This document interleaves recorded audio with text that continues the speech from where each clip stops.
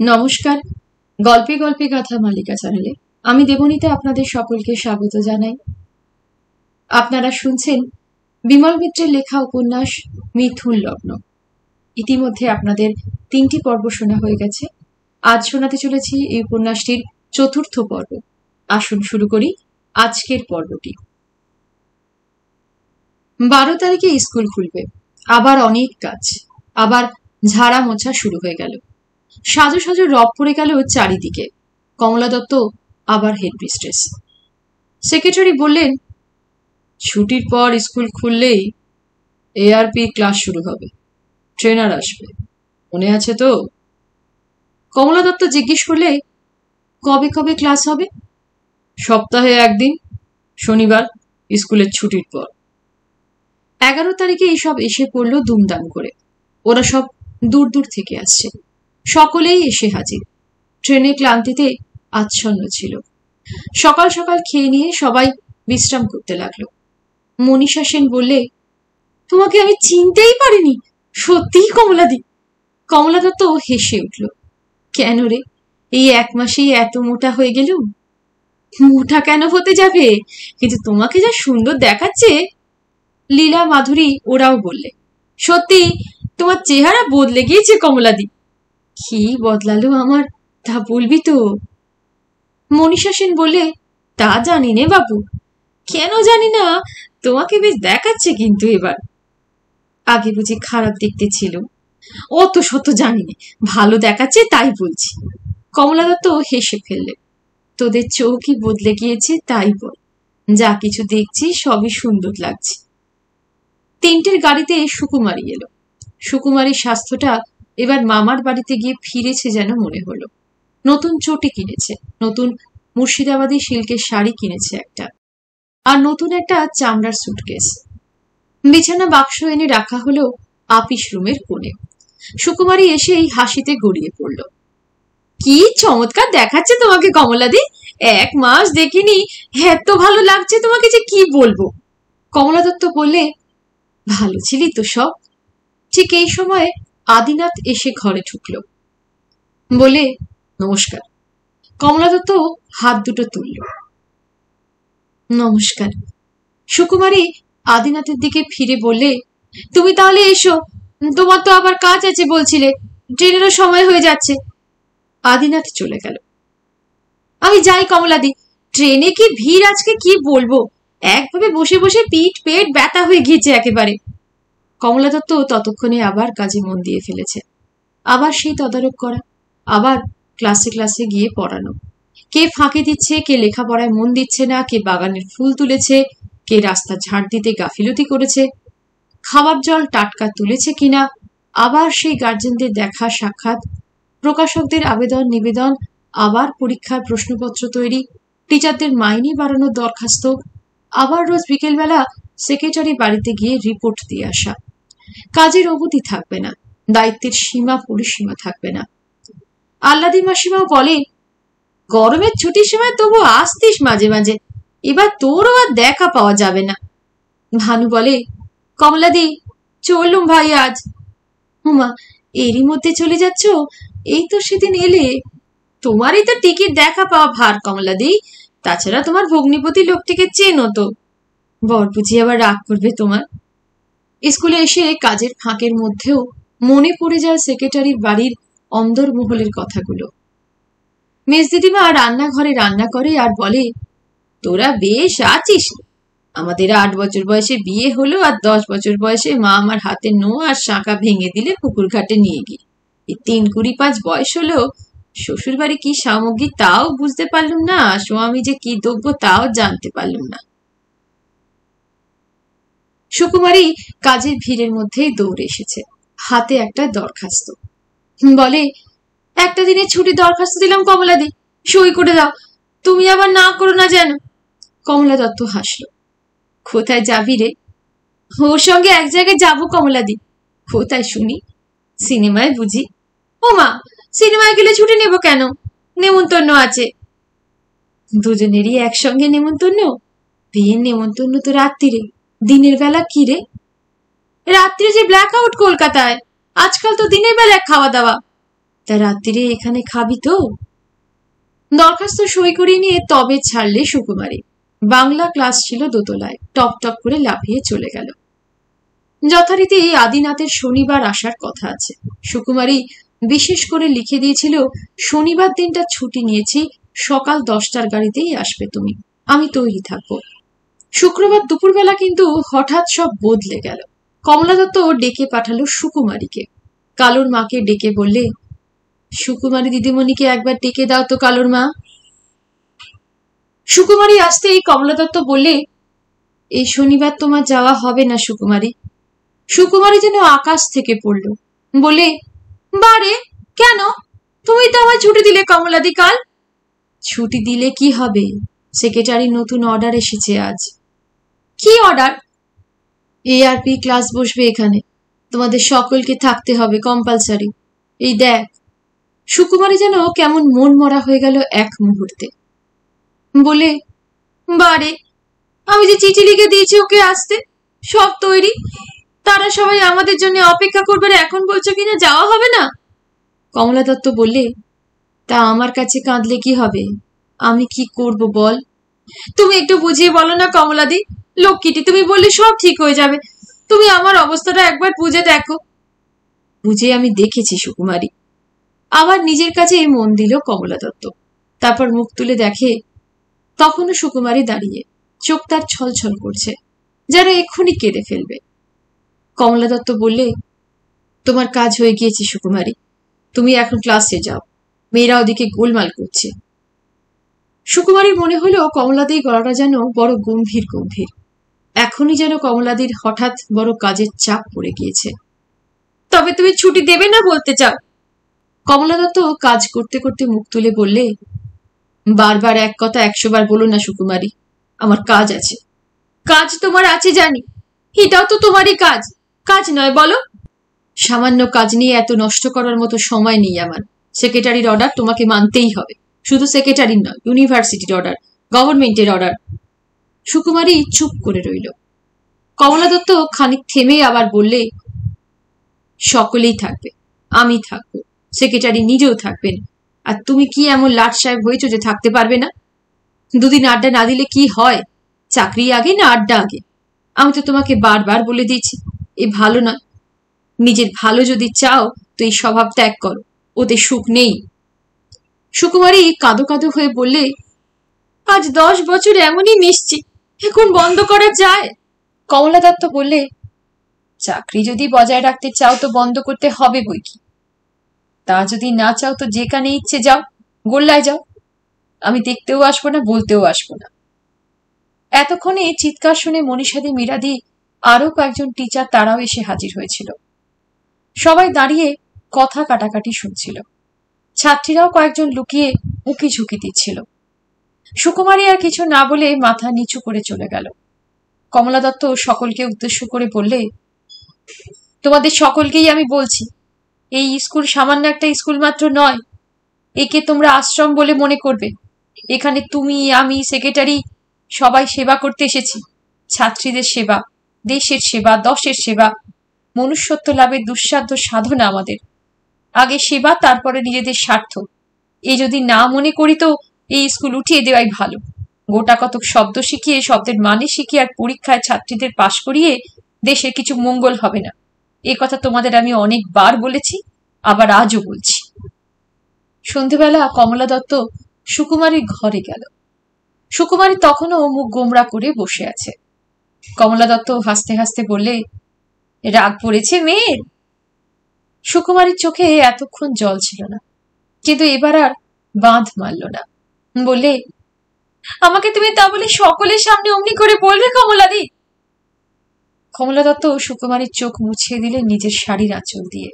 বললে, হতিস হেডমিস্ট্রেস আমার মতো তো বুঝতিস আমার দায়িত্বটা। সুকুমারী কাঁদতে কাঁদতে বললে, ও এলে আমি কি বলবো বলো কমলাদি?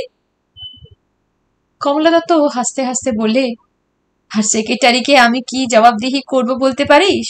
সেক্রেটারি যখন জিজ্ঞেস করবেন সুকুমারী বসু আসেনি কেন, তখন আমি কি বলে তার মুখ ঠেকাবো বলতো? সুকুমারী আপন মনেই যেন বলতে লাগলো, নিজের বাপ মা নেই কিনা তাই আমাকে চাকরি করতে আসতে হয়েছে। বাপ মা থাকলে কি আমাকে বাড়ি ছেড়ে এত দূরে চাকরি করতে আসতে হতো ভেবেছো? কমলা দত্ত আবার সুকুমারীর চোখ মুছিয়ে দিয়ে বললে, তা চাকরি মনে করলে খারাপ লাগবেই তো। চাকরি মনে করিস কেন তুই? আমি কি তোদের সঙ্গে সেই রকম ব্যবহার করি? না কারোর সঙ্গে করতে দেখেছিস আমাকে? আর বাপ মার কথা বলছিস, বাপ মা কারো চিরকাল থাকে না, আমারই কি আছে? সুকুমারী যেন এবার অনেকটা সান্ত্বনা পেলে। কমলা দত্ত বললে, নে ওঠ, খাবি চল। তুই না খেলে আমিও খাবো না। সেদিন সকালেও কমলা দত্তকে সেক্রেটারি বলে দিয়েছেন, আজকে এআরপি ক্লাসে সবাই থাকছে তো? হ্যাঁ, সবাই থাকবে। সেক্রেটারি আবার বলেছেন, ক্লাসে ক্লাসে সার্কুলার দেওয়া হয়েছে, সবাইকে সার্কুলারে সই করিয়ে নিয়েছো তো? এবারেও কমলা দত্ত মাথা নেড়ে বলেছিল, হ্যাঁ, সই নিয়েছি। কিন্তু এসব কথা আদিনাথ জানত না কিছুই। সুকুমারের চিঠি মতো সকাল 10টার গাড়িতেই শনিবার দিন এসে হাজির হয়েছে, একেবারে ঘোড়ার গাড়ি নিয়ে প্রস্তুত হয়ে। হেডমিস্ট্রেসের ঘরে যখন ঢুকলো তখন কমলা দত্ত এক মনে কাজ করছে। আদিনাথ নিজেই একটা চেয়ার টেনে নিয়ে বসে বললে, নমস্কার মিস দত্ত। ও আপনি? আপনি যে আজ এত সকাল সকাল? কেন, সুকুমারী আপনার কাছ থেকে ছুটি নেয়নি? আমাকে চিঠি লিখেছে যে ছুটি হয়ে গিয়েছে তার। কমলা দত্ত তেমনি গম্ভীর ভাবেই বললে, ছুটি হয়েছিল কিন্তু পরে ক্যান্সেল হয়ে গিয়েছে। সে তো আমি জানতুম না, কিন্তু হঠাৎ ক্যান্সেল হলো কেন? আজকে ছুটির পর আমাদের নতুন এআরপি ক্লাস বসছে, তাই প্রত্যেক শনিবার শনিবারেই বসবে। সেই জন্য সকলকেই জয়েন করতে হবে। গভর্নমেন্টের অর্ডার, সকলের পক্ষেই কম্পালসারি। আদিনাথ এরপরে আর কোনো কথাই বলতে পারল না, শুধু বললে, এই কথাটা আমাকে আগে জানালে আর কষ্ট করে এত দূর আসতুম না। তা তো বটেই, সুকুমারীর চিঠি লেখা উচিত ছিল আপনার কাছে।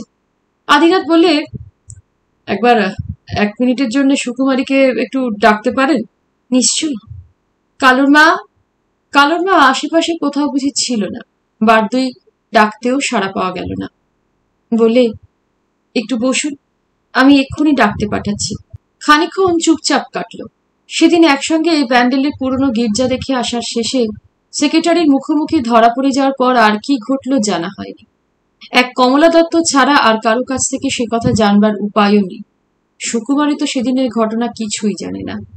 হঠাৎ আদিনাথ একসময় নিস্তব্ধতা ভাঙলে, বলে, সেদিন অনেক কষ্ট করে আমাকে পুরনো গির্জা, জুবিলি ব্রিজ সবকিছু দেখিয়েছিলেন, তার জন্য আপনাকে ধন্যবাদ দেওয়ারও সময় পাইনি সেদিন।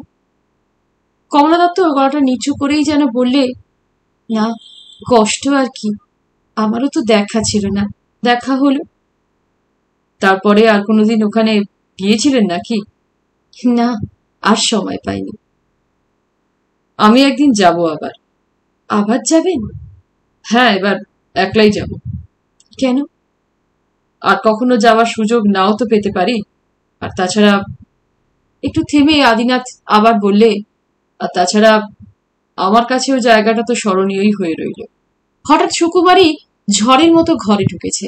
বলে, এসে গিয়েছ? ভালোই হয়েছে, আমি চট করে শাড়িটা বদলে আসি। বলে তখনই এক ছুটে আবার ভেতরে চলে গেল। ঘটনাটায় কমলা দত্ত যতটা না অবাক হয়েছে তার চেয়ে আরো অবাক হয়ে গিয়েছে আদিনাথ।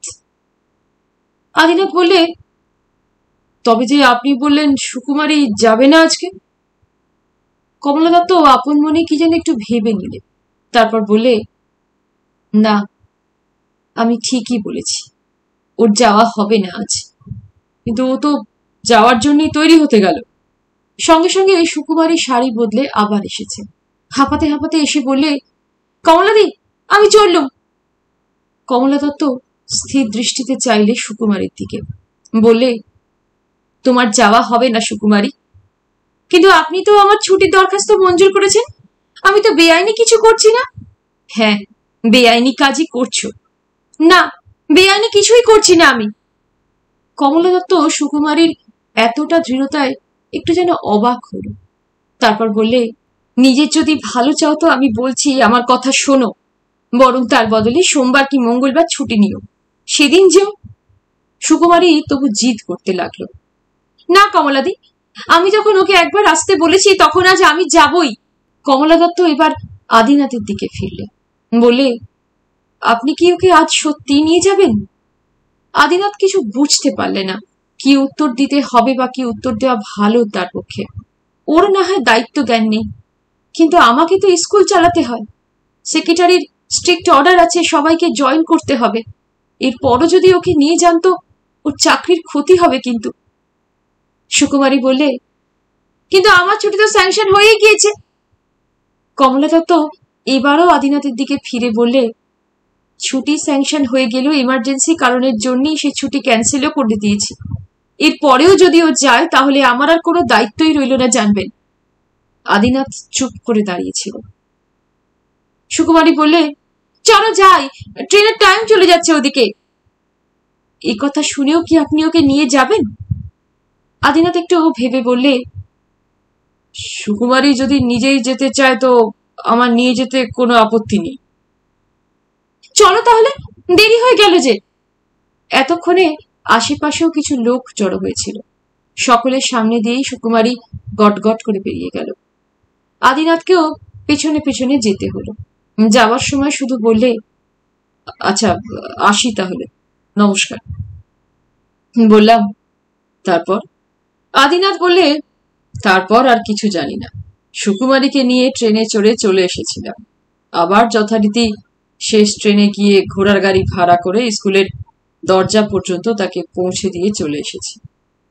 তবে এটুকু বুঝেছি যে সেদিন যে কমলা দত্তকে নিয়ে একই ঘোড়ার গাড়িতে জুবিলি ব্রিজ দেখেছি, পুরনো গির্জা দেখেছি, একসঙ্গে পাশাপাশি বসে অতক্ষণ সন্ধে পর্যন্ত গল্প করেছি, সেসব কথার এক বর্ণও কমলা দত্ত সুকুমারীকে বলেনি। আর সামার ভ্যাকেশনের সময় আমার সেই ব্যান্ডেলে যাওয়া, সে খবরটাও সুকুমারীকে বলেনি কমলা দত্ত। কিন্তু সুকুমারীর কাছে সে খবর আর চাপাও রইল না বেশি দিন। কমলা দত্ত বলেনি বটে, কিন্তু বললে আর একজন। কিন্তু সে কথা এখন থাক। রাত্রে সুকুমারী ফিরতেই কমলা দত্ত বললে, তুই দেখছি আমারও নাম ডোবাবি, স্কুলেরও নাম ডোবাবি। আজ এআরপি ক্লাসে তোকে না দেখতে পেয়ে সেক্রেটারি ভীষণ রাগ করলেন, আমাকে যা নয় তাই বললেন। সুকুমারী বললে, সেক্রেটারি রাগ করলেন তো বইই গেল আমার, তুমি না রাগ করলেই হলো কমলাদি। কিন্তু তোদের এত কিসের টান বলতে পারিস? সুকুমারী হেসে বললে, সে তুমি বুঝবে না কমলাদি। কমলা দত্ত হাসল। সে কি রে, বুঝবো না আমি? কি বলিস তুই? তুমি যদি কাউকে ভালোবাসতে তো বুঝতে পারতে ঠিক। কমলা দত্ত হো হো করে হাসতে লাগলো। কিন্তু হঠাৎ তার একটা কথা মনে পড়ল। পর্তুগিজ চার্চের বাগানে বসে সেদিন আদিনাথ বলেছিল, আপনি বোন হন, মা হন, স্ত্রী হন, আপনি মেয়ে মানুষ হন, মেয়ে মানুষ কি আপনি হতে পারেন না? কথাটা ছ্যাঁত করে বাজলো বুকের ভেতর। বলে, আমিও তো তোদের সকলকে ভালোবাসি। স্কুলের এই 500 মেয়ে, সকলের ভালো মন্দের কথা চিন্তা করি। সেও তো একরকমের ভালোবাসা, আরো মহৎ, আরো উদার। সুকুমারী বললে, আমি তোমার সঙ্গে তর্ক করে পারবো না কমলাদি, তুমি আমার যতই বোঝাও। তা বলে এই আর সে, বলে প্রচুর হাসতে লাগলো। পরের দিন স্কুলের ছুটির পর যথারীতি গাড়ি এসেছে। কালুর মা বলে, চা খেয়ে গেলে না বদিদিমণি, চা যে হয়ে গিয়েছে। কমলা দত্ত বললে, থাক, সেক্রেটারির বাড়ি গিয়ে একেবারে চা খাবো, দেরি হয়ে গিয়েছে আমার। বাইরে গিয়ে গাড়িতে উঠতে যথারীতি জানলা দরজা বন্ধ করে দিলে গারোয়ান, চেনা গারোয়ান। নিত্য নিয়মিত হেডমিস্ট্রেসকে নিয়ে সেক্রেটারির বাড়ি যেতে হয়। গারোয়ান কোচবাক্সে উঠেই গাড়ি ছেড়ে দিলে, কিন্তু মোড়ের মাথায় আসতেই হেডমিস্ট্রেস হুকুম দিলে, ওদিকে না, ডান দিকে সড়ক ধরে চলো। হুকুম তামিল করাই গারোয়ানের কাজ, সুতরাং কোনো আপত্তি করলে না সে। গাড়ি চলতে চলতে সোজা পর্তুগিজ গির্জার কাছে যেতেই হেডমিস্ট্রেস হুকুম দিলে, থামো।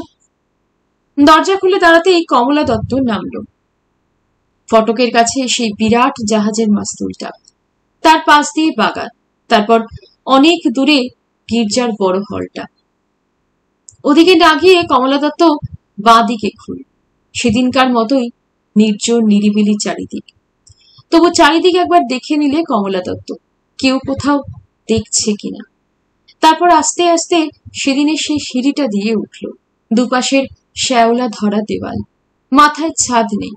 তারপর সেই চাতাল, চাতালের সামনের দেওয়ালের দিকে এক মনে অনেকক্ষণ চেয়ে দেখলে কমলা দত্ত। মোটা শ্যাওলার ওপর তার নিজের হাতে লেখা নামটা এখনো স্পষ্ট, এখনো উজ্জ্বল। স্পষ্ট লেখা রয়েছে আদিনাথ। সেদিন নিজের অজ্ঞাতে সে কখন কথা বলতে বলতে নামটা লিখে ফেলেছিল। আজ কিন্তু আর অজ্ঞাতে নয়, আজ সজ্ঞানেই সেই লেখাটার উপর নিজের আঙুলটা আর একবার বুলিয়ে দিলে, জোরে জোরে বুলিয়ে দিলে। তারপর তেমনি নিঃশব্দেই আবার সিঁড়ি দিয়ে নেমে এলো কমলা দত্ত। আর তারপরেই গাড়িতে উঠে দরজা বন্ধ করে বললে, চলো। সেক্রেটারি তখন প্রস্তুতি ছিলেন, কমিটির অন্য মেম্বাররাও বসেছিলেন ঘরে। কমলা দত্ত একধারে গিয়ে বসল। ব্রাহ্ম সরলবাবু বললেন, কমলা দেবীর আজকে একটু দেরি হয়ে গিয়েছে আসতে। তারকবাবু তখনও পুরনো কথা জের টেনে বলছেন, বিদ্যাসাগর মশাই দেশের নারীদের শিক্ষার জন্য যা করেছেন কেশব সেন তার কিছুই করেন। সরলবাবু বললেন, আপনি ব্রহ্মানন্দের জীবনী জানেন না তারকবাবু। সিঁদুরে পুটিতে যখন গোপাল মল্লিকের বাড়িতে ব্রহ্মানন্দর বক্তৃতা হয়, তখন সস্ত্রীক বড়লাট আর ছোটলাট সে বক্তৃতা শুনতে আসেন। কম কথা হচ্ছে নারী শিক্ষার কথা, আর আপনি তুললেন ছোটলাট বড়লাটের কথা। নিন এখন। তা যদি বলেন, যখন ব্রহ্মানন্দ বিলেত থেকে এলেন, এসে ইন্ডিয়ান রিফর্ম কমিটি করলেন, তার তো প্রথম কথাই ছিল স্ত্রী বিদ্যালয়। তারকবাবু বললেন, ওদিকে দেখুন তো বিদ্যাসাগর মশাই, তার মেয়েদের স্কুলে নিয়ে যাওয়ার গাড়ির দুপাশে লেখা থাকতো কি জানেন? লেখা থাকতো কন্যামেব্য পালনিয়া শিক্ষানিয়াতি যত্নতা। সেক্রেটারি বললেন, এবার আপনারা একটু চুপ করুন, আমাদের আসল কাজের কথায় আসা যায়। আপনারা জানেন, প্রত্যেক প্রতিষ্ঠানের সার্থকতার মূলে থাকে ডিসিপ্লিন, নিষ্ঠার নিয়মানুবর্তিতাই সব রকম কাজের সাফল্যের মূল। আপনাদের বিদ্যাসাগরই বলুন আর ব্রহ্মানন্দ কেশবচন্দ্র সেনই বলুন, এ ব্যাপারে সবাই একমত। তা তো বটেই, সরলবাবু বললেন। সেক্রেটারি আবার বলতে শুরু করলেন, আজ আমাদের এই প্রতিষ্ঠানের এমন এক নিয়মানুবর্তিতার অভাবে দৃষ্টান্ত লক্ষ্য করেছি। সুকুমারী বসু নামে আমাদের প্রতিষ্ঠানে যে একজন শিক্ষয়িত্রী আছেন, তিনি আমার আদেশ অমান্য করে। কমলা দত্ত চুপ করে শুনছিল। সেক্রেটারি সমস্ত কথা কানে যাচ্ছিল না এমন নয়, কিন্তু চুপ করে শোনা ছাড়া আর কোনো করণীয় কর্তব্যই তার ছিল না যেন। কমলা দত্ত লক্ষ্য করেছে, প্রতিদিন প্রতি শনিবার সুকুমারীর যেন নেশা লাগে। সেদিন সুকুমারী ভালো করে মন দিয়ে পড়াতেও পারে না, লক্ষ্য করেছে কমলা দত্ত। আদিনাথ আসে, এসে বসে সামনে। তারপর একসময় চোখের সামনে দিয়েই চলে যায় ওরা। নেশার ঘোরে সমস্তটা দিন যখন একসঙ্গে কাটিয়ে রাত্রে একলা ফিরে আসে সুকুমারী, তখনও যেন হাসিতে উচ্ছল, আবেগে উত্তাম। আদিনাথের কথা বলতে পেলে আর কিছু চায় না যেন সুকুমারী। আল্লাদি মাসিমাকেও তো দেখে আসছে, এত যে শরীর খারাপ, খেটে খেটে গতর গেল গেল করে, তবু আতুর ঘরে গিয়ে দেখেছে যেন সে অন্য চেহারা। আতুর ঘরে চিৎপাত হয়ে শুয়ে থাকেন আল্লাদি মাসিমা, 10টা ঝি সেবা করে। এবার ছেলে হয়েছে, ভারী আনন্দ। কমলা দত্ত জিজ্ঞেস করে, কেমন আছো মাসিমা? আল্লাদি মাসিমা ছি ছি কর, দেখ মা দেখ, আতুরে পড়ে আছি বলে কেউ গ্রাহ্যই করে না। কি হলো কি মাসিমা? সকাল থেকে পই পই করে বলছি, তবু বাসি মুখে এখনো চা পড়লো না মা। তুই এসেছিস, আমার সুখ দেখে যা, তুই পয়সা খরচ করে কত সুখে আছি দেখ। কিন্তু কমলা দত্ত লক্ষ্য করে, ছেলে হওয়ার গর্বে আল্লাদি মাসিমার চোখ যেন জ্বলছে। এবার মানু এসেছে বাপের বাড়িতে, কমলা দত্তর চেয়ে অনেক ছোট। এই সেদিন বিয়ে হলো। কেমন আছো কমলাদি? কমলা দত্ত বলে, তুমি কবে এলে মানু? এই তো কাল। কমলা দত্ত জিজ্ঞেস করে, হঠাৎ যে এলে? আমারও যে হবে। হাসতে হাসতে মানু বলে। হঠাৎ সেক্রেটারি বললেন, তোমার কি মত কমলা? কমলা জীবনে কোনোদিন সেক্রেটারির বিরুদ্ধাচরণ করেনি, আজও শুধু মাথা নাড়লে। আস্তে আস্তে আবার গাড়ি করে ফিরে এলো বোর্ডিং এ। মনীষা, মীরা, মায়া ওরা তখন গল্প করছে, তরকারি কোটা হচ্ছে। মীরা কমলা দত্তকে দেখে বললে, কুমড়োতে কি ছোলা দেয়া হবে কমলাদি? কিছু না বলে কমলা দত্ত সোজা নিজের ঘরে চলে এলো। সুকুমারী সঙ্গে সঙ্গে ভেতরে এসেছে, বলে, তোমার কি শরীর খারাপ কমলাদি? কমলা দত্ত হঠাৎ রেগে আগুন হয়ে উঠল।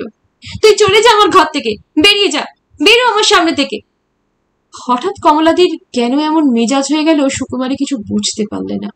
বললে, তোমার মাথাটা একটু টিপে দেবো কমলাদি? কমলা দত্ত এবার সোজা উঠে বসলো, বলে, যা বলছি শুনতে পাস না নাকি? বেরিয়ে যা আমার সামনে থেকে। বেরিয়ে গেলি? আদিনাথ বলে, আমি তখন এসব ঘটনার কিছুই জানি না। শনিবার দিন কমলা দত্তর মত না থাকা সত্ত্বেও সুকুমারীকে নিয়ে সেই যে বেরিয়েছিলুম, আবার যথারীতি হোস্টেলে রেখে দিয়ে এসেছি। তারপর পরের শনিবারের আগে 2 দিন আমার নানান কাজ, নিজের ব্যবসা তো আছেই, তাছাড়া রমা আছে, রমলা আছে, সুতপা আছে, সুপ্রীতি, কত কে। কোথাও গিয়ে গান শুনি, কারো গয়নার প্রশংসা করি, কারো রূপের তারিফ করতে হয়, কারো কাছে গিয়ে শুধু টাকার গল্প শুনতে হয়। সময় আমার খারাপ কাটে না। হঠাৎ একদিন টেলিগ্রাম পেলাম সুকুমারীর কাছ থেকে। লিখেছে, টেলিগ্রাম পেয়েই চলে আসবে, আমি কলকাতায় যাব, আমার চাকরি চলে গিয়েছে। জানতাম এমন একটা কিছু ঘটবেই। জানতাম এর জন্য দায়ী সুকুমারী নয়, কমলা দত্ত নয়, দায়ী আমি। সেদিন কমলা দত্তকে ভুলিয়ে ঘোড়ার গাড়িতে করে বেড়াতে নিয়ে যাওয়াটাই হয়েছিল আমার অপরাধ। মনে মনে হাসি পেল একটু। মীরা বললে, তুই ক্ষমা জান গিয়ে সুকুমারী, কমলাদি তো আমাদের মায়ের মতন, দোষ কি? সুকুমারীরও গো কম নয়, বলে, কেন আমি কেন ক্ষমা চাইতে যাব শুনি? মনীষাদি বললে, এখন চাকরি যাওয়া কি ভালো? যুদ্ধের জন্য চারদিকে সব স্কুল টিস্কুল তো পুরো বন্ধই হয়ে যাচ্ছে। মায়াদি বললে, আর তাছাড়া বসে বসে আমাদের কে খাওয়াবে বলো না? মাস গেলে 130টা টাকা, আমাদের কে আছে মাথার উপর বলো? সরলাদি বললে, এই তো সামনে পুজো আসছে, সবাই হাঁ করে বসে আছে সেখানে, কাউকে যদি জামা কাপড় কিছু না দিতে পারি তো সবার মুখ ভার, আর দিতে পারলেই তুমি ভালো। মনীষাদি বললে, সংসারের নিয়মই তো এই মাইনের টাকা দেশে যাবে, তবে গয়লা ধোপা মুদির দেনা সব শোধ হবে। চাকরি করতে কার সাধ ভাই? কালুর মা চুপি চুপি আসে ঘরে, গলা নিচু করে বলে, কি হয়েছে গো দিদিমণি? সুকুমারী চুল এলো করে বসেছিল, বললে, কিসের কি হবে কালুর মা? কিছু হয়েছে বুঝি? কেন কিছু তো হয়নি। তবে যে দেখলুম বদ দিদিমণি কাঁদছিল। আল্লাদি মাসিমা মেয়েদের জিজ্ঞেস করে, হ্যালা কমলা মেয়েকে দেখছি না যে কতদিন, আর আসে না বুঝি? আতুর ঘর সাফ করে মাসিমা আবার নিজের ঘরে ঢুকেছে। ষষ্ঠী পুজো হয়ে গিয়েছে, তবু নেতা জোবরা হয়ে থাকে, গায়ের কাপড়ে ঠিক থাকে না। বলে, পয়সা খরচ করে লোক রেখে আমার তো ভারী সুখ, বাসি মুখে আমার এখনো চা পড়লো না মা, ভূতের সংসার হয়েছে আমার। কমলা দত্ত সেদিন এলো, বলে, আমাকে ডেকেছ মাসিমা? আল্লাদি মাসিমা চিৎপাত হয়ে শুয়েছিল, গায়ের কাপড়টা টেনে দিলেছি। আল্লাদি মাসিমার মুখে হাসি ফুটল, বলে, খুব মেয়ে যা, খোকাকে একবার দেখতে পর্যন্ত এলি নে তুই, তোর উপর খুব রাগ করেছে খোকা জানিস, দেখছিস কেমন চেয়ে চেয়ে দেখছে তোর দিকে, এখন থেকে খুব বুদ্ধি হয়েছে ওর, দেখছিস? এইটুকুন ছেলের কেমন বুদ্ধি হয়েছে সে গল্প আর শোনা হলো না। আল্লাদি মাসিমা বললে, ও মা, তোর মুখ অত ভার ভার কেন রে, কি হয়েছে? হবে আবার কি মাসিমা, স্কুলের জ্বালায় জ্বলে পুড়ে মরলুম একেবারে। আল্লাদি মাসিমা গালে হাত দিলেন। ও মা, কি বলিস যে, তোর কথা শুনলে আমার গা জ্বলে যায় মায়েরি কমলা। আমার মতন বছর বছর তোর আতুর ঘর করতে হতো তো বুঝতিস। আমাকে দে না তোর স্কুলে বসিয়ে আমি বাঁচি। এতক্ষণ বেলা হলো, এখন একবার চা পেলুম না মা। আল্লাদি মাসিমার পর আবার মানু আতুর ঘরে ঢুকেছে। রান্নাঘরে মেজ দিদিমা বলে, এই দেখো কি কপাল করে এই ছিল, নিজের আতুর তো হলো না, খালি পরের আতুর ঠেলতে ঠেলতেই জীবন গেল। সেদিনও কমলা দত্ত নিজের আপিস ঘরে বসেছিল। হঠাৎ আদিনাথ ঘরে ঢুকল। মুখ তুলে চেয়ে কমলা দত্ত বললে, সুকুমারীকে নিতে এসেছেন? হ্যাঁ, হঠাৎ টেলিগ্রাম পেয়ে অবাক হয়ে গিয়েছি, কিন্তু আজকে কি না গেলেই নয়? আমার মতে আরো কিছুদিন এখানে থাকলে ভালো হয়। সেক্রেটারিকে আমি নিজে বুঝিয়ে একটু বলতো। আদিনাথ খানিক চুপ করে থেকে বললে, তা কি জানি, যা ভালো বোঝেন করুন। অথচ দেখুন, সেদিন আমি অত করে বললুম, এআরপি ক্লাস কম্পালসারি, শুনলেন না আমার কথা। সেক্রেটারি সিরিয়াস স্টেপ নিলেন, বললেন এরকম স্ট্রিক্ট না হলে সবাই আশকারা পেয়ে যাবে। আদিনাথ এবার সোজাসুজি মুখ তুলে চাইলে কমলা দত্তর দিকে, বলে, ওটা তো হলো উপলক্ষ, আসল কারণটা তো আলাদা। কমলা দত্ত চমকে উঠল, বলে, সে কি, কেন আলাদা, কেন, আসল কারণটা কি? আদিনাথ বললে, আসল কারণটা তো সেই সেদিন আপনাকে নিয়ে বেড়াতে বেরোন, সে আপনি ভালো করেই জানেন। কমলা দত্ত মাথা নিচু করলে হঠাৎ, তারপর বললে, না না, আপনারই ভুল ধারণা। না, ধারণা আমার ঠিকই, এর জন্য দায়ী সুকুমারীও নয়, আপনিও নন, এমনকি সেক্রেটারিও নন। আসলে আমি দায়ী, তাও জানি, কিন্তু সেদিন কি আমি সত্যি কোনো অন্যায় আচরণ করেছি যার জন্য এক তৃতীয় ব্যক্তিকে আজ এই শাস্তি পেতে হলো? কমলা দত্ত এবারও মুখ নিচু করে বলে, না না, আপনি ভুল বুঝবেন না, আর সেজন্যই আমি আপনাকে অনুরোধ করছি, আজকে ওকে নিয়ে যাবেন না, 2-1 দিন রেখে দিন, দেখি কি করতে পারি। আদিনাথ বললে, চেষ্টা করতে পারেন, তা আমার মনে হয় না যে কিছু সুফল হবে। অমন ভাবছেন কেন, সুফল হতেও তো পারে। হয় যদি ভালো, সুকুমারী পরের বাড়িতে গলগ্রহ, ওখানে ওর লাঞ্ছনা গঞ্জনার শেষ নেই। এখানে তবু আরামে থাকতো, আপনার ভালোবাসা পেয়েছিল, আপনার নাম করতেও অজ্ঞান, কিন্তু মাঝখানে আমি এসেই সব গন্ডগোল করে দিলাম। তারপর একটু থেমে বললে, হয়তো আমার জন্যে আপনাকেও গঞ্জনা সহ্য করতে হয়েছে সেদিন। কমলা দত্ত বললে, অমন কথা বলবেন না, ছি, গঞ্জনা আমাকে এমনিতেই পেতে হয়। সেক্রেটারির মুখ থেকে আজ পর্যন্ত আমার নিন্দে ছাড়া কখনো প্রশংসা শুনিনি। আদিনাথ হাসল, বলে, তা পাবেনও না, ভালোবাসা দেখাবার পদ্ধতি তো সকলের একরকম নয়। কমলা দত্ত চুপ করে রইল, কিছু কথা বললে না। আদিনাথ অনেকক্ষণ পরে আস্তে আস্তে বললে, সুকুমারীর সঙ্গে সঙ্গে আমারও বোধহয় এবার থেকে হুগলি জেলার সঙ্গে সমস্ত সম্পর্ক শেষ হয়ে গেল। তাছাড়া আর কি উপলক্ষ করেই বা আসবো, এখানকার জায়গাগুলো সব দেখা হয়ে গেল, আর কোনো উপলক্ষই তো নেই তেমন। কমলা দত্ত এবারও কোনো উচ্চবাচ্য করলে না, তারপর বললে, কিন্তু আমি আপনাকে কথা দিচ্ছি, ও চাকরি যাতে থাকে সে চেষ্টা আমি করবই। সুকুমারী এখান থেকে চলে গেলে আমারে কি খুব ভালো লাগবে ভেবেছেন? কিন্তু একটা কথা বলে কমলা দত্ত চুপ করল। কি কথা বলুন? ও হয়তো রাগ করে আমার সঙ্গে কোনো সম্পর্কই রাখবে না আর, কিন্তু পরে যদি দরকার হয় তো একটা অ্যাপিল করতে হতে পারে, ওর হয়ে আপনি তা করতে পারবেন কি? আদিনাথ বললে, নিশ্চয়ই পারবো। তাহলে আপনার ঠিকানাটা যদি দয়া করে রেখে যান তো বড় উপকার হয়। আদিনাথ বলে, সেদিন কমলা দত্তর মুখের দিকে চেয়ে আমার মনে হয়েছিল ঠিকানা নেওয়ার কারণটা যেন একটা উপলক্ষ। আসলে শনিবার শনিবার যে যেতাম সেখানে, এটা যেন কমলা দত্তর ভালোই লেগেছে মনে হলো। কমলা দত্ত এতক্ষণে সুকুমারীকে ডাকতে পাঠালো। আদিনাথ পকেট থেকে একটা কার্ড বার করে দিয়ে বলে, বাড়ির ঠিকানা না, আমার আপিসের ঠিকানাই রইল এতে। কমলা দত্ত কার্ডখানা নিয়ে একবার চোখ বুলিয়ে নিয়ে নিজের ব্যাগের মধ্যে রেখে দিল। তখনও সুকুমারী আসেনি। হঠাৎ আদিনাথের কি খেয়াল হলো কে জানে, জানলার বাইরের দিকে চেয়ে বললে, সেই পুরনো গির্জার দিকে আর বোধহয় যাওয়ার সময় পাননি আপনি। কমলা দত্ত কিছু উত্তর দিলে না। আদিনাথ বললে, একদিন গিয়ে যে গঞ্জনা ভোগ করতে হলো, এরপর জীবনে আর কোনোদিন ওদিকই মারাবেন না বোধহয়। কমলা দত্ত এবারও কোনো উত্তর দিলে না। আদিনাথ আরো কিছু হয়তো বলতে যাচ্ছিল, হঠাৎ ঝড়ের মতো সুকুমারী ঘরে ঢুকল, কাঁদো কাঁদো মুখ। কমলা দত্তর দিকে একবার চাইলেও না। আদিনাথের কাছে এসে বললে, একটু বসো, আমি সব গুছিয়ে রেখে দিয়েছি, যাবো আর আসবো। কমলা দত্ত এবার গম্ভীর গলায় বললে, সুকুমারী, আজ কি তোমার না গেলেই নয়? সুকুমারী যেতে গিয়েও থমকে দাঁড়ালো, তারপর পেছন ফিরে বললে, কিন্তু কমলাদি, চাকরি তো চলে গিয়েছে আমার, আমি কোন মুখ দিয়ে থাকবো এখানে? কমলা দত্ত আদিনাথের দিকে চেয়ে বললে, আপনি একটু বলুন ওকে, আপনার কথা ও হয়তো শুনবে। কিন্তু আদিনাথকে আর কিছু বলতে হলো না। সুকুমারী বললে, আমি কারো কথাই আর শুনবো না কমলাদি, এখানে আর এক মুহূর্ত থাকা মানেই আমার অপমান, বলে ঘর থেকে আবার ঝড়ের মতোই বেরিয়ে গেল সুকুমারী। কমলা দত্ত বলে, আপনি ওকে একটু বুঝিয়ে বলবেন, ভয়ানক মন খারাপ হয়ে গিয়েছে।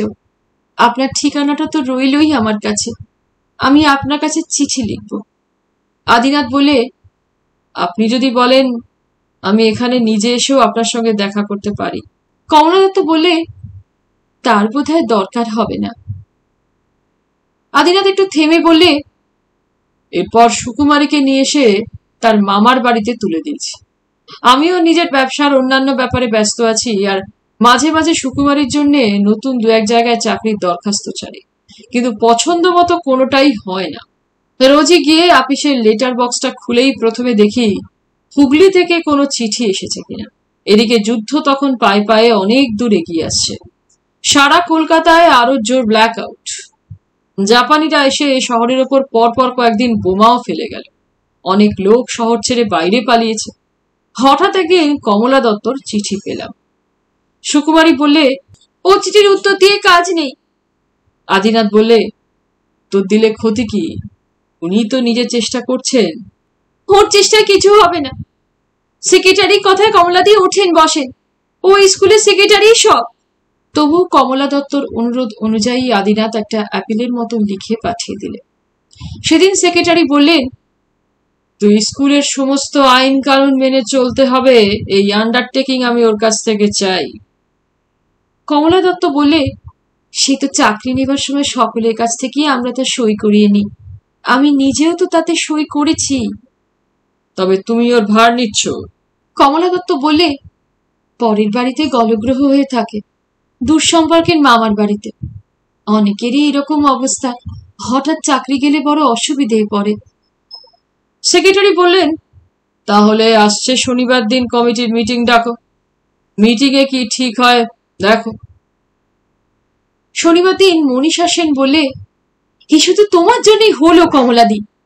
মীরাও বললে, সেক্রেটারির যে হঠাৎ এত দয়া হলো, তুমি বোধহয় সুকুমারীর হয়ে খুব বলেছিলে। এতদিন সবাই খুব সন্ত্রস্ত হয়েছিল। সুকুমারীর মতো এক কথায় তাদেরও কি চাকরি চলে যাবে নাকি? সুকুমারীর না হয় আদিনাথ আছে, একখানা পোস্ট কার্ড লিখলো আর চলে এলো সে। কিন্তু তাদের কেই বা আছে? আর বেশি দূরও তো নয়। কিন্তু দিনাজপুর কি এখানে? পাবনা কি এখানে? খুলনা কি এখানে? কত দূর দূর জায়গা সব। আসবো বললেই কি আসা হয়, না যাবো বললেই যাওয়া হয়? কিন্তু সুকুমারীর চাকরি হওয়ার খবর শুনে আবার সবাই আশ্বস্ত হয়। লীলা জিজ্ঞেস করে, চিঠি চলে গিয়েছে কমলাদি? কালোর মা পর্যন্ত জেনে গিয়েছে। বলে, সুকুমারী দিদিমণি আবার ফিরে আসবে বুঝি বদ দিদিমণি? যখন রাত হয়, অনেক গভীর রাত, তখন এক একদিন কমলা দত্তর ঘুম ভেঙে যায়। হোস্টেলে সবাই ঘুমোচ্ছে। বাগানের রজনীগন্ধার ঝাড় থেকে তীব্র গন্ধ ভেসে আসে।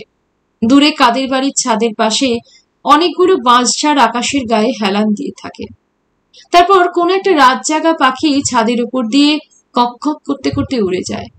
তখন বালিশটা উল্টে নিয়ে আবার ঘুমোতে চেষ্টা করে কমলা দত্ত। আল্লাদি মাসিমা চা মুখে দিয়ে থুতু করে ফেলে দেয়। ধুর, চা খাচ্ছি না তো ছাই খাচ্ছি, পয়সা খরচ করে লোক রেখে আমার ভারী সুখ হচ্ছে। মানু আতুর ঘর থেকে উঠেছে। এবার এসেছে ভানু। ভানু বলে, দার্জিলিং থেকে এসেছি, আর এসে এই কাণ্ড। পরপর 3 বার হলো কমলাদি, আর পারি এই শরীরে? আল্লাদি মাসিমা বলে, তোরা এই 3টেতে অস্থির, আর আমার যে। মেজ দিদিমা রাতে রাতে গল্পও করে। বলে, রাধাকৃষ্ণ আমাদের কুল বিগ্রহ কিনা, সেই রাধার গল্প বলি শোন। ভগবান বাসুদেব তো কাশীপুরে গিয়ে তপস্যি করতে লাগলেন। মহামায়ার নাম করে তপস্যি। সে কি কঠিন তপস্যি রে, খিদে নেই তেষ্টা নেই, তপস্যি করতে করতে হাজার হাজার বছর কোথা দিয়ে কেটে গেল, টেরই পেলেন না বাসুদেব। তারপর কমলা দত্ত বলে, 1000 বছর কি কেউ বাঁচে দিদিমা? বাঁচে রে বাঁচে, এ তো তোর মনীষী নয়, দেবতাদের ব্যাপার। তা শেষে সেই মহামায়া এসে দেখা দিলেন। বললেন, কি চাও বৎস? বাসুদেব বললেন, আমি সিদ্ধি চাই। মহামায়া বললেন, সিদ্ধি তো অমনি হয় না বাছা, কুলাচার ছাড়া সিদ্ধি হয় না। কমলা দত্ত জিজ্ঞেস করে, কুলাচার? কুলাচার মানে কি দিদিমা? কে জানে মা কুলাচার মানে কি? কতক ঠাকুরের মুখে শুনতুম, মনে আছে কথাটা। তা সেই মহামায়া তখন বললেন, লক্ষ্মীকে ছেড়ে মিছিমিছি তপস্যা করছো তুমি বাসুদেব, ওতে তো সিদ্ধি হবে না। বাসুদেব তখন বললেন, লক্ষ্মীকে তবে আমি পাবো কি করে? মহামায়া বললেন, আমার এই বুকের ওপর যে চিত্তির বিচিত্তির মালা রয়েছে, এই মালাগুলোই আমার দুটি। তাদের নাম হলো হস্তিনী, পদ্মিনী, চিত্রিনী, গন্ধিনী। এর মধ্যে আমার পদ্মিনী নামের মালাই ব্রজে গিয়ে রাধা নাম নেবে। বাসুদেব, তুমি মথুরায় গিয়ে পদ্মিনীর সঙ্গ লাভ করো, তোমার সিদ্ধি হবে। তা যে বাসুদেব সেই তো কৃষ্ট। গল্প বলতে বলতে মেজ দিদিমা ডালের হাড়িতে কাঠি চালায়। কমলা দত্ত বলে, থামলে কেন? বলো দিদিমা, তারপর বাসুদেবের সিদ্ধি হলো? হবে না বাবারে, রাধার সঙ্গে কুলাচার কি সোজা কথা? কৃষ্ট রাধা কেন, এই যে তুই এত লেখাপড়া করলি, সিদ্ধি হবে কি তোর? হবে না, তোর যে কুলাচার হয়নি রে। তা চিঠি পেয়ে মোটঘাট নিয়ে সুকুমারী এসে পড়লো একদিন, সঙ্গে আদিনাথ। কমলা দত্ত বলে, আমার উপর রাগ করলো তোর? বাবারে বাবা, কি রাগী মেয়ে। গাড়িতে এসে ক্লান্ত, ঝড়ের মতো ভেতরে চলে গেল। আদিনাথও চলে যাচ্ছিল, যাওয়ার আগে একবার থামলো, বলে, আপনার জন্য সুকুমারী চাকরিটা হলো, কিন্তু ওর হয়ে আজ আমি আপনাকে ধন্যবাদ দিই। কমলা দত্ত হাসল, শুধু বললে, এবার থেকে তো আবার শনিবার শনিবার এখানে আসতে হবে আপনাকে। এবার তো আর এড়াতে পারবেন না। কিন্তু শনিবার দিন তো আপনাদের এআরপি ক্লাস। সেই ক্লাস কবে উঠে গিয়েছে, মেয়েদের শেখা হয়ে গিয়েছে সব। আদিনাথ বললে, বাঁচা গিয়েছে। কিন্তু এটা আপনি কি বললেন? শনিবার শনিবার আসতে কি আমার কষ্ট হয় মনে করেন? কমলা দত্ত মুখ নিচু করেই বললে, কষ্ট যে আপনার হয় না তা আমি জানি। কি তিনি জানেন আর কি তিনি জানেন না, সে প্রশ্ন আমি সেদিন তুললাম না। তবে ধীরোদাত্ত নায়ক আর শঙ্খিনী নায়িকার বিচিত্র সম্পর্কের মধ্যে রাহুর মতো তখন আমি এসে হাজির হয়েছি, এবং আমাকে সরানোর প্রয়োজন যে তখন অপরিহার্য হয়ে উঠেছে তার প্রমাণ দুদিন পরেই পাওয়া গেল। যে সূর্য প্রতিদিন একই দিকে ওঠে এবং একই দিকে অস্ত যায়, তাকে আমরা দেখেও দেখি না। প্রত্যহের প্রয়োজনে তা আমাদের অধিকার বোধের আওতার মধ্যেই এসে যায়। আমরা মনে করি আমাদের প্রয়োজনটাই প্রধান, সূর্যের উদয় অস্তটা গৌণ। কিন্তু একদিন সূর্য গ্রহণ হয়, সেদিন হয় ব্যতিক্রম, সেদিনই বাধে বিরোধ। সেদিন আমাদের সমস্ত অধিকারবোধ মাথা চাড়া দিয়ে ওঠে, আমাদের টনক নড়ে। কমলা দত্তর জীবনেও যেদিন প্রথম সূর্যগ্রহণের লগ্ন এলো, যেদিন মিথুন লগ্ন এলো, টনক নড়ল রামমোহন সেনের।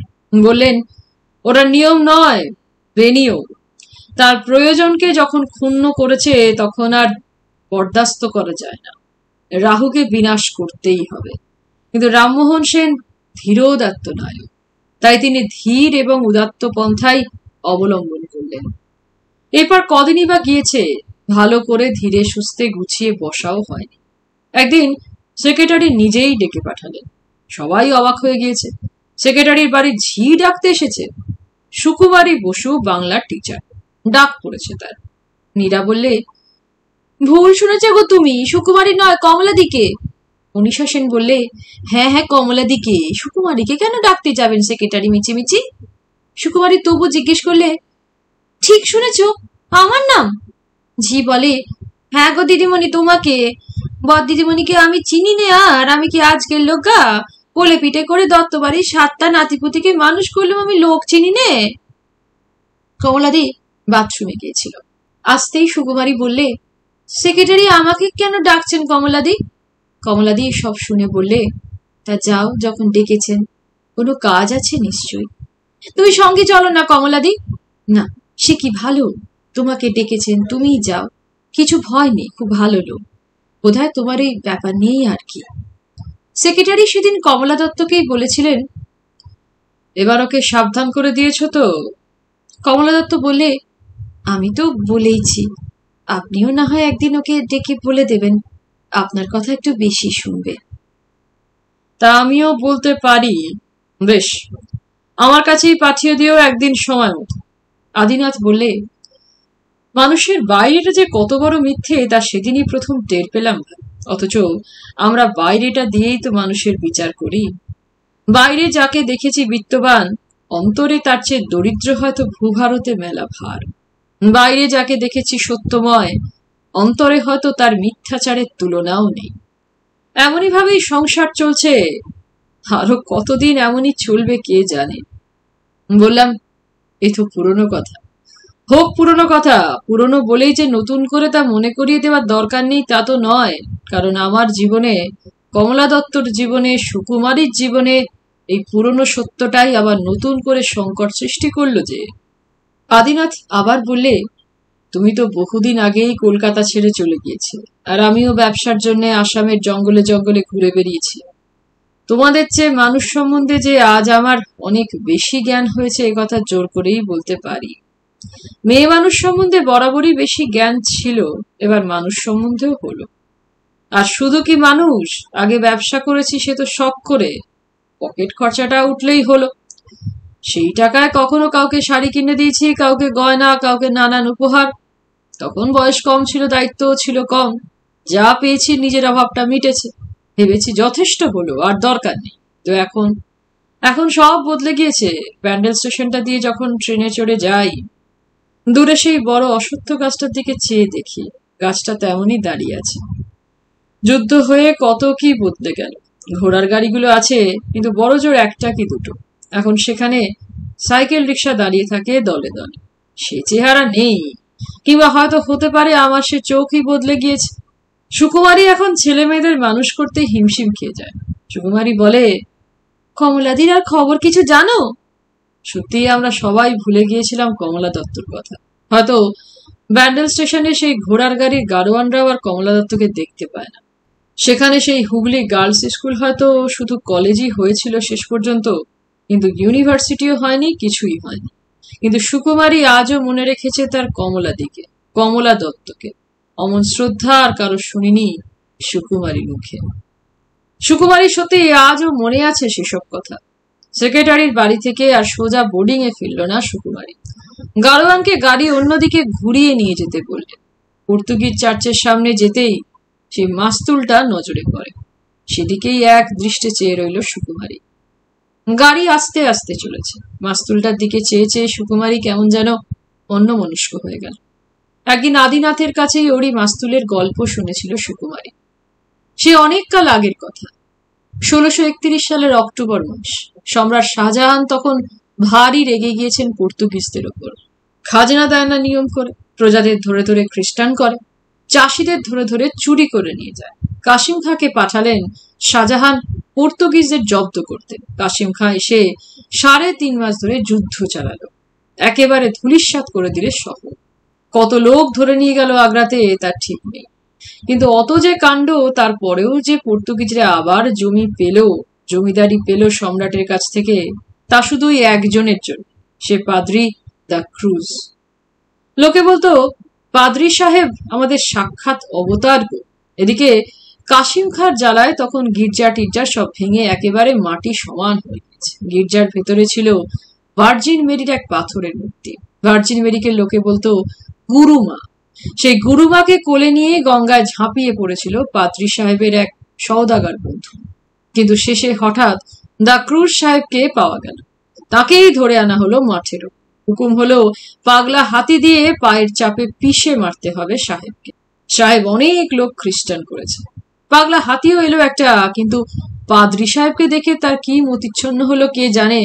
পাদ্রি সাহেবকে কিছুই করলে না, শুধু সামনে হাঁটু গেড়ে দাঁড়িয়ে সুরটা সাহেবের মাথার উপর বুলোতে লাগলো।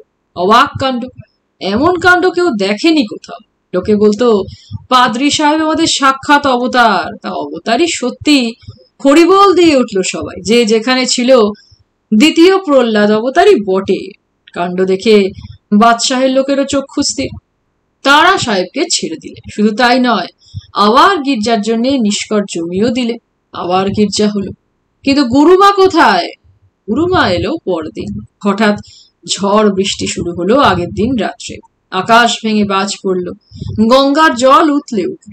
সেই ঝড় বৃষ্টির মধ্যেই আলোয় আলো হয়ে গেল গঙ্গার বুকটা। সবাই অবাক হয়ে দেখলে গঙ্গার ভেতর থেকে পাদ্রী সাহেব গুরুমাকে নিয়ে উঠে আসছে। সেই থেকে গুরুমার ভারী নাম ডাক। গুরুমার নামে মানত করলে সন্তানহীনের সন্তান হয়, মুমূর্ষু রোগী সেরে ওঠে, হারানো ছেলে ঘরে ফিরে আসে। তার কয়েকদিন পরেই মাঝ সমুদ্রে একদিন বুঝি খুব ঝড় উঠেছিল। জাহাজ টাহাজ আর চলে না, প্রায় ডোবে ডোবে অবস্থা। এক জাহাজের ক্যাপ্টেন মানত করলে জাহাজ যদি ব্যান্ডেলের ঘাটে ভালোই ভালোই পৌঁছতে পারে তো গুরুমাকে পুজো দেবে মনের মতন করে। তা সেই ঝড় থামলো, জাহাজও এসে পৌঁছলো ব্যান্ডেলের ঘাটে। কিন্তু ক্যাপ্টেন সাহেব আর কি দিয়ে পুজো দেবে? তাই ঘাড়ে করে মাস্তুলটাই নিয়ে এলো গির্জায়। এসেই মাস্তুল, ঘোড়ার গাড়ি মাস্তুল ছাড়িয়ে ডান দিকে চলল। অনেকদিন আগেকার কথা মনে পড়তে লাগলো সুকুমারী। যেদিন সামার ভ্যাকেশনের আগে সুকুমারীকে নিয়ে কলকাতায় ফিরে যাচ্ছিল, আদিনাথ বলেছিল, এখন 1 মাসের জন্য আর ব্যান্ডেলে আসা আমার বন্ধ। সুকুমারী বলেছিল, কমলাদি কিন্তু ছুটির মধ্যেও একদিন আসতে বলেছিল জানো। সবাই তো চলে যাবে, একলা থাকতে কষ্ট হবে বই কি, তা আসবে একদিন। আদিনাথ বলেছিল, তুমি নেই, আমি আর কষ্ট করে আসতে পারবো না। এলে কমলাদি কিন্তু খুব খুশি হতো, সত্যি। তোমার কমলাদিকে খুশি করার জন্য আমার তো ভারী মাথা ব্যথা। তারপর সুকুমারী ছুটির মধ্যেও একদিন বলেছিল, শনিবার শনিবার কোথায় যাও তুমি বলো তো? আদিনাথ হেসে বলেছিল, তোমার কমলাদির কাছে। সেদিন কিন্তু কথাটা হেসে উড়িয়েই দিয়েছিল সুকুমারী। ভেবেছিল আদিনাথ বুঝি নিছক রসিকতাই করছে। বলেছিল, কমলাদির কাছে তোমায় আর যেতে হয় না, কমলাদিকে তেমন মেয়ে পাওনি। আদিনাথ বলেছিল, কেন, তোমাদের কমলাদি কি বাঘ নাকি? বাঘের চেয়েও বেশি, গেলে তোমার সঙ্গে দেখাই করবে না বলে দিচ্ছি, তাড়িয়ে দেবে দেখো। সেও তো একরকমের অভিজ্ঞতা, জীবনে কোনো মেয়ের কাছেই হারিনি, দেখাই যাক না হারতে কিরকম লাগে। সুকুমারী বলেছিল, হারতে তোমার খুব স্বাদ না গো, কিন্তু কমলাদিকে তুমি এখনো চেনোনি। আমরা এতদিন মিশছি তাই বলে চিনতে পারলাম না। একসঙ্গে এক বাড়িতে থাকি, তবু পায়ের গোড়ালি কখনো দেখতে পেলুম না। কোনোদিনও এতটুকু দুর্বলতা দেখতে পেলুম না কমলাদি। কমলাদির সঙ্গে ভাগ করতে চেষ্টা করো না। আজ একলা গাড়ির ভেতর বসে বসে সুকুমারী প্রায় কেঁদেই ফেলবার জোগাড়। এমন করে কমলাদি তার সমস্ত বিশ্বাস, সমস্ত শ্রদ্ধা পায়ে মারিয়ে ধুলো করে দেবে কে জানত। আর যারই সঙ্গে পারুক, কমলাদির সঙ্গে প্রতিযোগিতায় তো সে পারবে না। সেক্রেটারি বলেছিলেন, শনিবার শনিবার কি তুমি কলকাতায় বেড়াতে যাও? প্রতি শনিবার কেউ তোমায় দুপুরবেলা নিতে আসেন? তাঁরই সঙ্গে কি তোমার বিয়ে হবে শেষ পর্যন্ত? একলা মুখোমুখি বসে সেক্রেটারির সঙ্গে এই তার প্রথম কথা কওয়া বলা যেতে পারে। প্রত্যেক প্রশ্নের উত্তরে সুকুমারী শুধুই হ্যাঁ হ্যাঁ বলে যাচ্ছিল। তারপর সেক্রেটারি বললেন, তুমি কি নিজের মঙ্গল চাও? সুকুমারী এবারেও বললে, হ্যাঁ। তাহলে তুমি কি জানো, সামার ভ্যাকেশনের ছুটির সময় যখন তুমি ছিলে না, তখনও তিনি শনিবার শনিবার আসতেন, কমলা দত্তর সঙ্গে গাড়িতে বেড়াতে বেরোতেন। পোস্ট অফিসের সামনে গাড়িটা আসতেই সুকুমারী চিৎকার করে উঠল, থামো থামো এখানে। গাড়ি আসতেই সুকুমারী নেমে পোস্ট অফিসের মধ্যে গিয়ে ঢুকলো। তারপর ভিতরে গিয়ে বললে, একটা টেলিগ্রামের ফর্ম দেখি। আদিনাথ বললে, সেই টেলিগ্রাম আমি পেলাম সন্ধেবেলা, পেয়ে অবাক হয়ে গেলাম। আবার কি দুর্ঘটনা ঘটলো কে জানে। রাতে যাবার আর গাড়ি নেই, থাকলেও ফিরবো কিসে। গেলাম ভোরবেলার ট্রেনে, গিয়ে দেখি প্ল্যাটফর্মের ওপর সুকুমারী একলা দাঁড়িয়ে অপেক্ষা করছে। সুকুমারী বললে, চলো এক্ষুনি চলো। কোথায়? আদিনাথের মনে হলো সুকুমারীর যেন জোরে জোরে নিঃশ্বাস পড়ছে, যেন সারা রাত ঘুমোয়নি সে। আদিনাথ আর একবার জিজ্ঞেস করলো, কোথায় যাচ্ছ তুমি? সুকুমারী সে কথার উত্তর দিলে না, শুধু বললে, আমি আর একদিনও দেরি করব না, এক দণ্ডর অপেক্ষা করে চলে না আমার। তারপর গাড়ি করে গেলাম সেই পুরনো গির্জার কাছে। সুকুমারী বললে, নামো এখানে। এখানে কি করতে? সুকুমারী এবারও কোনো উত্তর দিলে না, সোজা নিয়ে গেল সেই মাস্তুলটার কাছে। তারপর বললে, এই মাস্তুলে হাত দাও, আর সামনে ওই দেবীর দিকে মুখ করে চাও, সবাই সাক্ষী থাকুক, বলো। আদিনাথ বললে, তারপর ভাই, হিন্দুর ছেলে হয়ে খ্রিস্টানদের গির্জার সেই মাস্তুল ছুঁয়ে ভার্জিন মেরিকে সাক্ষী রেখে প্রতিজ্ঞা করলাম সুকুমারীকে বিয়ে করব। সেই প্রতিজ্ঞা শুনে তবে সুকুমারী যেন একটু শান্ত হল, আর তারপরেই হাউ হাউ করে কাঁদতে লাগলো। বলে, কমলাদিকে জীবনে সবচেয়ে বিশ্বাস করতাম, আমি সবচেয়ে শ্রদ্ধা করতাম।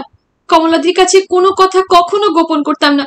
সেই কমলাদি কিনা শেষে আমার পথে কাঁটা হয়ে দাঁড়ালো। তখনও আমি কিছুই বুঝতে পারছি না। বললাম, কেন, কমলাদি কি করলে তোমার? সুকুমারী আরো কাঁদো কাঁদো হয়ে বলে, গরমের ছুটিতে তুমি আসোনি এখানে? কমলাদিকে নিয়ে গাড়ি চড়ে বেড়াতে যাওনি বলতে চাও? আদিনাথ থামল। বলে, বুঝলাম একথা প্রচার হয়েছে, আর যার কাছ থেকেই হোক, কমলা দত্তর কাছ থেকে নয় নিশ্চয়ই। তারপর বললে, যা হোক, এ কাহিনী সুকুমারীর, সুতরাং এ প্রসঙ্গ সংক্ষেপেই সারব। সুকুমারী শুধু এইটুকুতেই ক্ষান্ত হল। দক্ষিণেশ্বরে গিয়ে একদিন মা কালীর মাথায় হাত দিয়েও প্রতিজ্ঞা করিয়ে ছাড়ল যে তাকেই বিয়ে করতে হবে। অবশ্য আমার কাছে প্রতিজ্ঞা এমন কিছু মারাত্মক নয় যে একে অবজ্ঞা করলে মহাপাতক হতে হবে, কিন্তু তারপর যে কাণ্ডটি করল সুকুমারী, সেইটাই ভীষণ, এবং তার জন্যেও দায়ী আর কেউই নয়, দায়ী একমাত্র কমলা দত্তই। সুকুমারী বললে, সংসারে সত্যি আর কাউকে বিশ্বাস নেই দেখছি। কমলা দত্ত এইসবের কিছুই জানত না। বলতো, কেন আমার উপর কেন রাগ করিস তুই সুকুমারী মিছিমিছি? সুকুমারী বলতো, তোমার মতো বিশ্বাস আমি আর কাউকে করিনি যে। কমলা দত্ত হাসত, বলতো, বিশ্বাসঘাতকতার কাজ কি করেছি খুলে বলতো। শুধু কমলা দত্ত নয়, সবাই অবাক হয়ে গিয়েছে সুকুমারীর পরিবর্তন দেখে। এমন তো ছিল না। কথায় কথায় খিটখিটে ভাব, অকারণে ঝগড়া বাঁধায় কমলাদির সঙ্গে। কমলাদি বলে, তোর ক্লাসে আজ মেয়েরা অত গোলমাল করছিল কেন রে সুকুমারী? ছোট ছেলেমেয়েরা একটু গোলমাল করেই থাকে, তা বলে চুপ করাতে পারিস না? অন্য ক্লাসের মেয়েদের যে পড়াশোনার ক্ষতি হয়। হোক, তা বলে তোমার মতো গোমরামুখী কেউ তো নয়। শনিবার রাত্রে হোস্টেলে ফিরে এলেই কমলা দত্ত যথারীতি প্রশ্ন করে, আজ কোথায় গিয়েছিলি রে তোরা সুকুমারী? সুকুমারী আজকাল ঝাঁঝিয়ে ওঠে। তোমার তো হিংসায় বুক ফেটে যাচ্ছে কমলাদি, তুমি কথা বলতে আসো কোন মুখে? কমলা দত্ত অবাক হয়ে যায়, বলে, হিংসে? হিংসে হবে কেন রে? তুই যে অবাক করলি আমাকে সুকুমারী। শুধু খিটখিটে স্বভাবই নয়, চেহারাও যেন কেমন বদলে গিয়েছে সুকুমারী। খায় না পেট ভরে, খেতে পারে না, খেতে বসেই উঠে যায়, বলে, ভালো লাগছে না আর খেতে। তারপর হঠাৎ বাথরুম থেকে হরহর করে শব্দ আসে। কমলা দত্ত বলে, বাথরুমে এত ভাত পড়ে কেন রে? মনীষা সেন বলে, কাল যে সুকুমারী বমি করেছে জানো না কমলাদি? এমন ঘটনা কমলা দত্তর অজানা নয়। সেক্রেটারির বাড়িতে মানু, ভানু, শানু, আল্লাদি মাসিমা সকলেরই দেখেছে। আতুর ঘর বছরে একদিনের জন্য খালি পড়ে থাকে না সেখানে। কমলা দত্ত লুকিয়ে লুকিয়ে লক্ষ্য করে সুকুমারীর চোখের নিচে যেন কালি পড়েছে, কেমন যেন সন্দেহ হয়। মেজ দিদিমার কথাটা মনে পড়ল, কুলাচার না হলে কি সিদ্ধি হয় মা? মহামায়ার দুটি ব্রজে এসে রাধা নাম নিলে আর কৃষ্ণ মথুরায় গিয়ে তার সঙ্গে কুলাচার করলেন, তবেই তো তার সিদ্ধি হলো। আর আমার যেমন কপাল মা, পরের আঁতুর তুলতে তুলতেই জীবন কেটে গেল। সেদিন সেক্রেটারি দরখাস্তের নাম শুনেই চটে গেলেন। না না, এখন কারো ছুটি হবে না, সামনে অ্যানুয়াল পরীক্ষা, তারপর ক্লাসের কোর্স এখনো শেষ হলো না। কমলা দত্ত বললে, ছুটি তো পাওনাও হয়েছে, আর তাছাড়া 1 মাস পরে ফিরে আসবে ঠিক কথা দিয়েছে আমায়। ছুটি পাওনা থাক আর নাই থাক, এখন ছুটি দেওয়া চলবে না। কমলা দত্ত বললে, কিন্তু এর যে শরীরও খারাপ হয়েছে। সেক্রেটারি এবার কৌতূহলী হলেন, বললেন, শরীর খারাপ কার? টিচারের নাম কি? সুকুমারী, সুকুমারী বসু, বাংলা টিচার। নামটা শুনেই কিন্তু সেক্রেটারি কেমন যেন হঠাৎ বড় দয়ালু হয়ে উঠলেন। বললেন, সুকুমারী বসু? তা আগে বলনি কেন? 1 মাসে যদি না সারে তো 2 মাসেরই না হয় নিক, বলে ঝটঝট করে সই করে দিলেন। 1 মিনিটও দ্বিধা করলেন না। কমলা দত্ত কেমন যেন অবাক হয়ে গেল দেখে। আজকের মতো এখানেই শেষ করছি বিমল মিত্রের লেখা ওই উপন্যাস মিথুন লগ্ন। আপনাদের ভালো লাগলে জানাবেন, লাইক করবেন, আর সম্ভব হলে চ্যানেলটিকে শেয়ার করে আমার পাশে থাকবেন এবং সাবস্ক্রাইব করবেন। ধন্যবাদ।